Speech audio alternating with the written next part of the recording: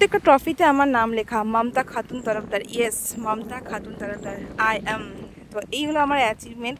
আজকে ভিডিওটা শুরু করব আমার অ্যাচিভমেন্ট দিয়ে, আর শেষটা করব আমার অ্যাচিভমেন্ট দিয়ে। পাশে থেকো তোমরা, দেখতে থাকো ভিডিওটা।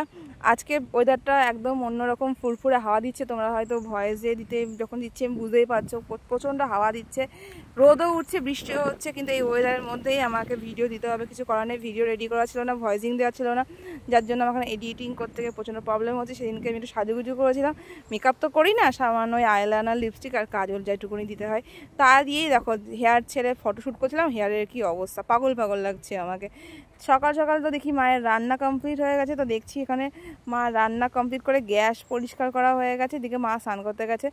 ভাত হয়ে গেছে, দেখলাম এত গরম, ভাতের হাঁড়িটা জাস্ট নামিয়ে তারপরে মা স্নান করতে গেছে।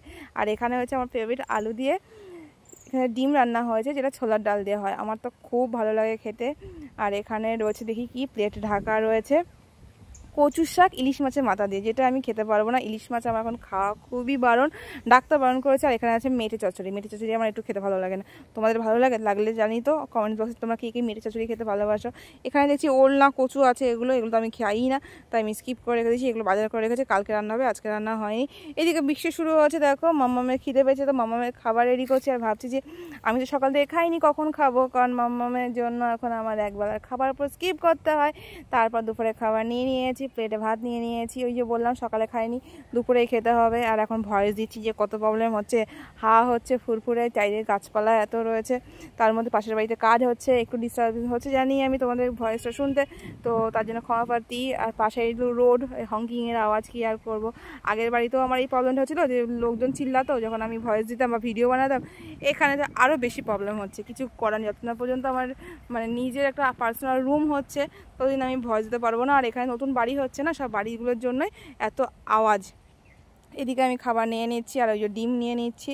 এদিকে দেখো খাবারটা এতটাই গরম ছিল, সবে মাত্র নামিয়েছে, আর আমি মাম্মামকে খাইয়ে নিয়ে খেতে বসেছি। কি আর করা যাবে বলো, খেতে তো হবে। এই যে মাম্মামকে একটু যে খাইয়ে দিয়ে ঘুম পাঠিয়েছে, এটাই আমার টাইম সব কিছু করার। এদিকে বাবা গাছ থেকে দেখছি আমরা পাড়িয়ে পেরেছে, আমরা পেরেছে। তো এই আমড়াগুলো কিন্তু গাছের, কেনা না, তো দেখে বুঝতে পারছে এগুলো গাছ থেকে পেরে এনেছে। কিন্তু আমি তো খেতে পারবো না, জানি না টক না মিষ্টি। তো মা বললো আমরা চাটনি করবে, যেটা আমি একদমই খেতে পারবো না। জানি না কবে আমার টক খাওয়া শুরু হবে, আমার খুব ফুচকা খেতে ইচ্ছা করছে, কিন্তু সেটাও আমি খেতে পারবো না। এখন আমি একদমই পারবোই না, বলতে গেলে ওষুধ চলছে না আমার, তার মধ্যে তো কোনো 3 মাস হয়নি, মামাম হয়েছে। এদিকে বৃষ্টি থেমে গেছে, আমি আমার জানলা দিয়ে বাইরের পরিবেশে দেখছি কি কত গ্রিন আর কত সুন্দর পরিষ্কার আকাশ। এদিকে সন্ধ্যা হয়ে গেছে, ভাই নিয়ে এসছে 4টে রোল, আমার বাড়িতে 4 জনই আছে। এবার ভাইয়েরটা তো ভাই নিয়ে নিয়েছে, আর আমি বললাম আমারটা দে প্লেটে, আমি ভিডিও করবো, তারপর আমি খাবো। খাবার জিনিস নিয়ে এসেছিলো, না দেখালে হয় তোমাদের সাথে, বলো কি বললো। তো এইদিকে দেখো বেলুনসগুলো প্রায় ফেটেই গেছে, হাওয়াতে সব ফেটে যাচ্ছে, আর এই কটা বেঁচে আছে। আমার মাম্মাম তো খুব খুশি হচ্ছে এই বেলুনসগুলো দেখে, ও তাকিয়ে থাকে আর খুব খুশি হয়, কান্নাকাটি কিছু করে না, বেশ ভালোই লাগে দেখতে এটা। তো ভাবছি এবার ওর জন্য যখন এই বেলুনসগুলো পুরো সব ফেটে যাবে, আবার নতুন বেলুনস এনে লাগিয়ে দেবো। এদিকে দেখো সেই অ্যাচিভমেন্ট যেটা শুরু করেছিলাম ভিডিওটা, তো বললাম না এন্ড পর্যন্ত যাবে।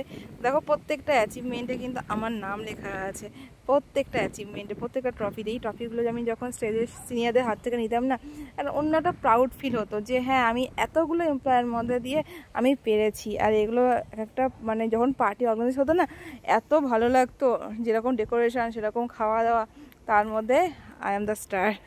তো চলো দেখতে থাকো ভিডিওটা, ভিডিওর প্রায় এন্ডে চলে এসেছি। ভালো লাগলে অবশ্যই লাইক কমেন্টস করে পাশে থেকো, তোমাদের ওপিনিয়ন জানিয়ে দিও।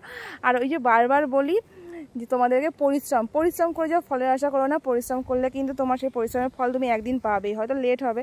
আমি আমার কেরিয়ারের প্রথম বছরটা প্রচণ্ড খেটেছি আর প্রচণ্ড কাজ শিখেছি, তারপরে কিন্তু আমি আমার অ্যাচিভমেন্টগুলো করতে পেরেছি। 9 বছরের কেরিয়ার এমনি তো আর বানাতে পারিনি বলো। আর একটা ব্যাংকে 9টা বছর কন্টিনিউয়াসলি। এই অ্যাওয়ার্ডটা আমি কালিম্পংয়ে গিয়ে পেয়েছিলাম, এটা হচ্ছে 2020 অ্যাওয়ার্ড। এটা এখানে এক্সোটিকা বলে একটা কন্টেস্ট ছিল, সেই কন্টেস্টে আমি পার্টিসিপেট করেছিলাম, এবং আমি সেটাতে আমি অ্যাচিভমেন্ট করতে পেরেছিলাম। ফার্স্ট ফ্লাইট করে আমি বাগডোগরা গেছিলাম, ওখান থেকে তারপরে কালিম্পং, যেটা পুরোপুরি অর্গানাইজ করেছিল ব্যাংক। তো থ্যাংক ইউ সো মাচ আমার ভিডিওটা দেখার জন্য।